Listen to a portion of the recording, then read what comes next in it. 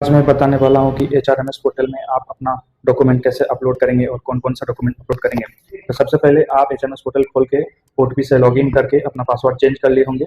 उसके बाद आपका ये वाला पेज खुलेगा। जैसे ये वाला पेज खुलेगा तो आप यहाँ पर जो एरो वाला सिंबल है इसको टच करके आपको ये वाला पेज खुलेगा। जैसे आपका ये वाला पेज खुलेगा आपको एम्प्लॉय सेल्फ सर्विस में जाना है। एम्प्लॉय सेल्फ सर्विस में जाने के बाद आपका इस तरह का एक इंटरफेस खुलेगा। इसमें जो आप ऑनबोर्डिंग वाला में न्यू ज्वाइन पर्टिकुलर में जाएंगे तब आपका डॉक्यूमेंट अपलोड करने का पेज खुलेगा। डॉक्यूमेंट अपलोड करने का पेज इस तरह से खुलेगा। जैसे ही आप अपना पूरा डिटेल्स भर दीजिएगा, अपना पूरा डिटेल्स भरने के बाद आपका एक यहाँ पर अपलोड कैंसिल चेक ऑप्शन आएगा। जितना भी स्टार मार्क किया हुआ है सब आपको अपलोड करना है। तो कैंसिल चेक में आप चेक में कैंसिल लिख के जिस दिन अपलोड करिएगा वो वाला डेट डाल के सिग्नेचर करके उसका फोटो या पीडीएफ उसका 2 MB बना के आप अपलोड कर दीजिएगा। अपलोड चूज फाइल करने के बाद अपलोड का ऑप्शन आएगा यहाँ बगल में, यहाँ आप अपलोड कर दीजिएगा। ठीक है, इसके बाद बात करते हैं कौन कौन सा डॉक्यूमेंट आपको लगेगा। चलिए एजुकेशन डॉक्यूमेंट्स के बारे में बात करते हैं। तो एजुकेशन डॉक्यूमेंट जैसे ही आप खोलिएगा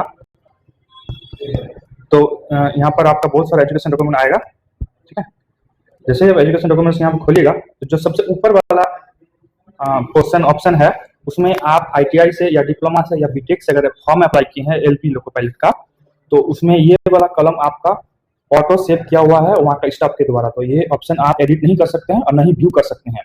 तो जिन लोगों को डाउट लग रहा है कि यहाँ व्यू नहीं हो रहा है उन्हें मैं बता देता हूँ कि ये व्यू नहीं होगा। हालांकि ये चीज़ अपलोड है तो आप टेंशन मत लीजिए। जिस दिन आप रिपोर्ट करने गए होंगे उस दिन आपको डॉक्यूमेंट व्हाट्सएप पे शेयर करने के लिए बोला गया होगा। तो वे जो स्टाफ लोग हैं वही लोग अपलोड कर दिए होंगे, तो ये आप खोल नहीं सकते हैं। उसके बाद अगर आप एक्स्ट्रा चीज डॉक्यूमेंट कोई भी अपलोड करना चाहते हैं, जैसे यहाँ पर मैं दिखाता हूँ, जैसे मैंने यहाँ पे बाकी और भी डॉक्यूमेंट अपलोड किए हैं, जैसे क्लास 10 का, इंटर का, ग्रेजुएशन का। तो आप कैसे करिएगा अपलोड? तो जो सबसे पहले जो आपका एजुकेशन क्वालिफिकेशन का पेज है उसमें यहाँ पर देखिए प्लस साइन है। जैसे ही आप प्लस साइन करिएगा वहाँ पर एक नेक्स्ट नीचे एक कॉलम खुल जाएगा ऊपर के कॉलम पे। जैसे आप और भी डालना है तो और उसका सेकंड वाला में प्लस करना है, और डालना है तो उसका फिर थर्ड वाला में प्लस करना है। जैसे ही आप प्लस करिएगा इस तरह का खुल जाएगा। तो सबसे पहले यहाँ पर आपको ऑप्शन आता है कि आप कौन सा सर्टिफिकेट या डॉक्यूमेंट अपलोड करना चाहते हैं। जैसे मैंने यहाँ 10th डाला है उस पर मैंने इंटर है, तो उस तरह से ऑप्शन आएगा। तो ऑप्शन से आपको चूज करना है, कोर्स डाल दीजिएगा, कौन सा कोर्स है स्पेसिफिकेशन में। जैसे कोई इंटर साइंस है तो साइंस डाल दीजिएगा, ग्रेजुएशन आर्ट्स या साइंस है तो वैसे डाल दीजिएगा। ड्यूरेशन कितना है वो डाल दीजिएगा इस कॉलम में। कंट्री वगैरह सबको पता है, प्लेस जिस कॉलेज का जो प्लेस है, यूनिवर्सिटी वगैरह डाल दीजिएगा। ये हुआ एजुकेशन वाला। अब बात करते हैं अटेस्टेशन फॉर्म वाला। अच्छा, एजुकेशन वाला में जो आप अपलोड करिएगा ना उसका भी जो PDF है तो 2 MB से नीचे होना चाहिए, या आप व्यू कर सकते हैं। हालांकि अभी सर्वर के इशू के चलते व्यू नहीं हो रहा है, तो आपका अपलोड हो चुका होगा।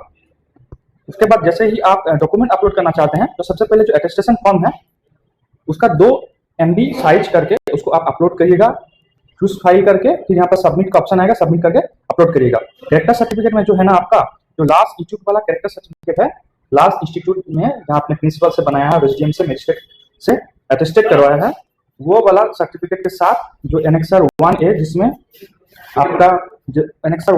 आपका 2 गजेटेड ऑफिसर होना चाहिए, वो एक साथ मार्च करके 2 पेज का बना दीजिएगा। ओथ में जो है ना, ओथ में आप एफिडेविट वाला डाल दीजिएगा जो आपने एफिडेविट वाला बनाया है।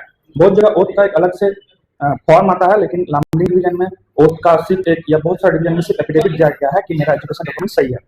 और उसके बाद जो मैंडेट फॉर्म है, मैंडेट फॉर्म आपने बनाया होगा, उसमें बैंक का सिग्नेचर नहीं है फिर भी आप अपलोड कर दीजिएगा, बैंक का मोहर नहीं है फिर भी आप अपलोड कर दीजिएगा। लेकिन मैंडेट फॉर्म अपलोड करना बहुत जरूरी है क्योंकि जो स्टार मार्क दिया हुआ है वो तो आपको अपलोड करना ही है। उसके बाद आता है आधार कार्ड। आधार कार्ड भी आप अपलोड कर सकते हैं। बहुत लोगों का कमेंट है कि आधार डॉक्यूमेंट में क्या कर सकते हैं। आधार डॉक्यूमेंट में आपको कुछ करना नहीं है, लेकिन अगर आप कुछ करना चाहते हैं तो आप डाल सकते हैं, इसमें स्टार मार्क नहीं है। तो जैसे मैंने यहाँ सेल्फ डिक्लेरेशन डाला है, तो आप कुछ एक्स्ट्रा डॉक्यूमेंट में हम लोगों के पास अभी सिर्फ सेल्फ डिक्लेरेशन ही है, तो सेल्फ डिक्लेरेशन यहाँ डाल दीजिएगा। यहाँ डॉक्यूमेंट अपने आप अपलोड हो जाएगा, अपलोड का ऑप्शन कर दीजिएगा।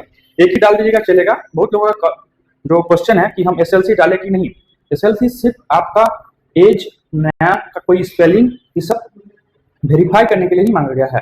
उसके बाद जैसे ही आप यहाँ पर आई एक्नॉलेज में चेक बॉक्स में क्लिक करिएगा, उसके बाद यहाँ ऑप्शन आएगा सबमिट का। आप या तो सेव एज ड्राफ्ट कर लीजिएगा सबसे पहले कि कोई गलत ना हो, उसके बाद आप सबमिट बाद में कर सकते हैं। और ये सब होने के बाद आपका यहाँ पर लिखा हुआ आएगा सबसे ऊपर में कि वेरीफाइड बाय, देखिए यहाँ पर मैं दिखाने वाला हूँ। यहाँ देखिए सबसे पहले आपका आएगा ड्राफ्ट, उसके बाद आएगा सेव, उसके बाद आएगा सबमिटेड बाय BA, उसके बाद आएगा एक्सेप्टेड बाय AA। तो इस तरह से आप अपना पूरा डॉक्यूमेंट अपलोड कर सकते हैं। Thank you.